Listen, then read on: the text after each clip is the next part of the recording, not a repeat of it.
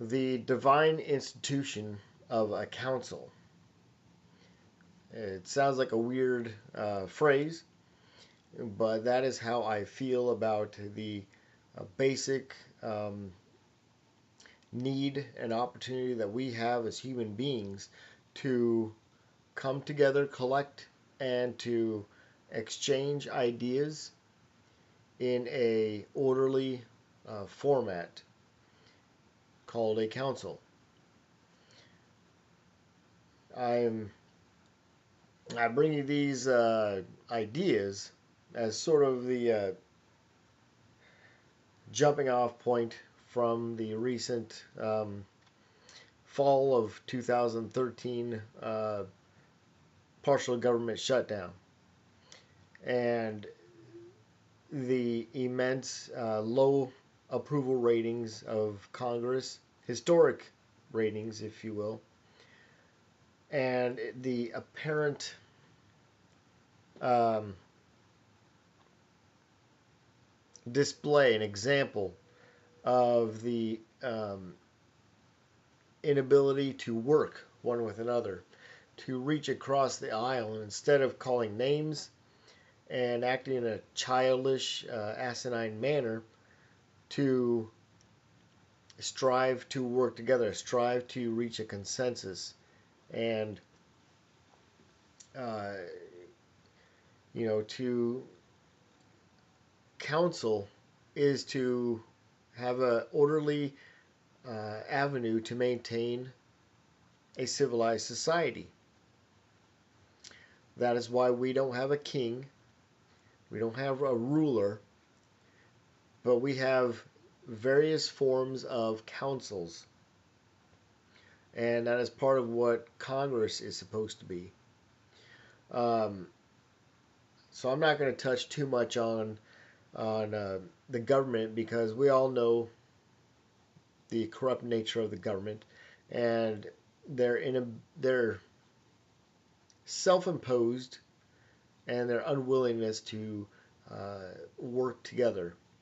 And it's interesting because in any council situation, you have to be open to some type of a compromise because you get any two or more people in a room and there's going to be someone that doesn't like your initiative and vice versa because we see that we have a different perception, we see things differently. That doesn't make one person right and one person wrong. It just shows that there are many views to any situation. And so thereby, and this is part of the divine institution of a council, that is why we have many different views expressed on how to attack a situation. And so that's why a council comes in. They are formed. They represent people. Okay? But they come in, they talk about the problem, and through their agency and their liberty and freedom, they have the ability to express, to make their case, and to hopefully influence and persuade another person to see things in their manner. But you have to express a degree of faith in the institution itself of a council because you have to believe, at least to a certain extent, that there is hope that with all these ideas going back and forth and all these solutions to any problems are going back and forth, that a consensus can be made, something satisfactory. Not everyone is going to leave that council happy completely, but maybe they have come to a certain decision that has finally rent their pride at least far enough to where they can work with you. That's the beauty of a council. Okay, that is what's not being displayed in Washington, and and that's why we're starting to see a interesting uh, display from the American people in their banding together, whether it be through marches or truck drivers or whatever, but they're showing their disdain for their elected leaders. And the American heart will only go so far. But I'm starting to stray a little bit. I want to stick on the divine institution of a council. And um, recently, a delegation, government delegation, met with a delegation from Slovakia over here in the States that I was a part of. And it was very interesting to have a roundtable discussion with them and discuss our two separate communities and how we, what are the motions to get things done. And we were both sides were intrigued at the comments of the other. Um, we went ahead and progressed that, uh, with us, we counsel, we gain a common vision, and we go forth with it. And uh, that was just a good opportunity to express how we as Americans are able to utilize the institution of a council to get things done for the betterment of our communities. But it was just a wonderful opportunity for people of two different countries to collect and to exchange ideas, and that's very important. And but the most important thing about a council is we need to bring this down to a family level, and a lot of families have family councils, but I believe it is something that is essential in every family, and it's something that has to be worked at and perfected on having a effective council. In any council, whether it be a government body, federal, state government, or even a company or a family council, somebody has to preside. Somebody has to facilitate and to sort of referee the exchange of information and gain new insight about it. And so it is very important that as a family you collect, and especially as a husband and a wife, you and your spouse, you need to come together and counsel for the betterment of the family. Have your family council whereby everyone has an exchange of ideas, yeah, where you can attack a problem. If you're having a financial difficulty, include the family. Let the family attack it. That way you're not overloaded and burdened alone with it. And you will find that as you perfect the art of counseling, you will find that that divine help, if you will.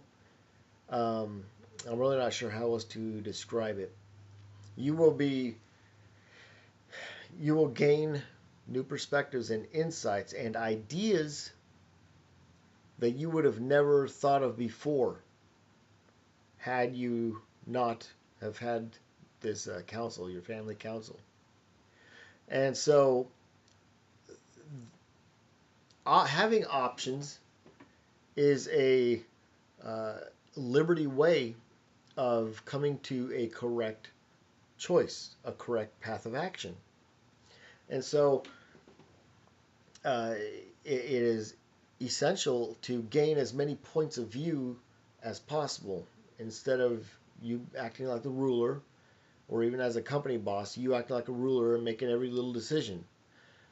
Gain perspectives, gain many points of view, and gain their points of view as far as solutions, and you as well can, uh, maybe your preconceived idea of a solution, maybe at the end of that council, you would sit back and say, that really would not have been a good idea. But now that I've had this council and gained new perspectives, we can work on a much better idea. So, uh, it is my challenge to the American people and the entire world, because I think it's a human condition of the heart to step outside of your comfort zone and the need to have control, complete control of your life.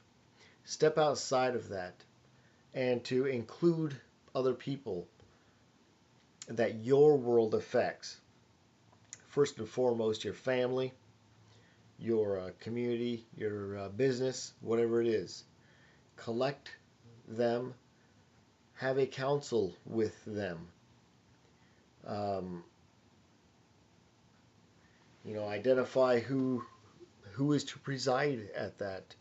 If you need a visit with your uh, office people at your company, you shouldn't be the one facilitating. That should be the boss. If you are the boss, great. But if not, talk with your boss and talk about having a council. Uh, as a family, if you're watching this video and you're the kid, talk to your mom or dad. How, can we have a family council? I'd like to get some things off my chest. The council is a divine institution that we give so little credit to. It is a gift that we give so little credit to. It's unreal. And I believe that it is one of the few remaining tools that we have to maintain a civilized society, to maintain a civilized household. And I believe that if more families instituted family councils, we would be able to stay the hand of many of the judgments that we bring upon ourselves in this world, whether it be dysfunctional families, teen pregnancy, drugs, immorality, you name it. A lot of these can be prevented through open dialogue in a council atmosphere, whereby as a family you can talk about sensitive issues, gain various perceptions, gain various views about that, and then you can come with a battle plan, a roadmap, if you will, to conquer it. A lot of our problems today stem from people micromanaging their own lives. And so, therefore, the only perception they get is the one they have themselves. Okay?